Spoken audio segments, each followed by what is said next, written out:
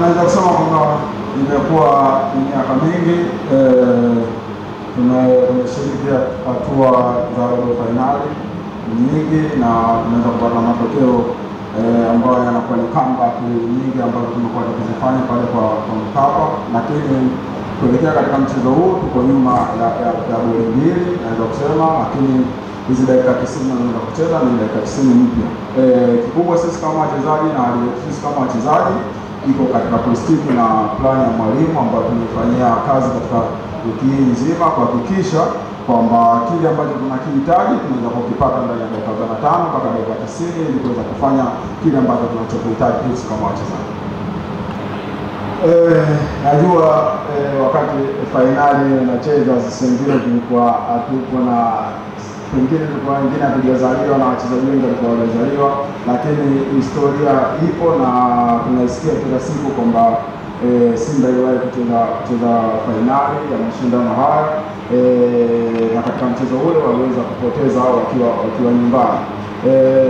Hiyo historia ipo na kila siku tunaendelea kukumbushwa. Kwa hiyo sisi kama wachezaji na sasa hivi tuko katika hatua hii, kikubwa naweza kusema kwamba tuko hapa kucheza huu mchezo na tuko hapa kucheza kwa ajili ya hisia za Watanzania kwa ujumla na wanachama wote wa Simba, kuhakikisha kile ambacho wana Simba na Watanzania wote kiu yao, ili sisi tuweze kuwakikizi kiu yao na mahitaji yao katika mchezo huu.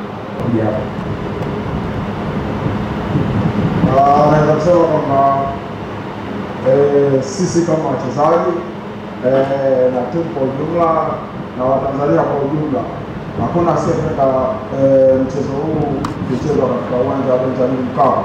Kila mtu alikuwa anapenda na ana wish kwamba mchezo huu ungechezwa katika uwanja ule, lakini maamuzi yametoka, kwa hiyo sisi hatuwezi kupingana nayo.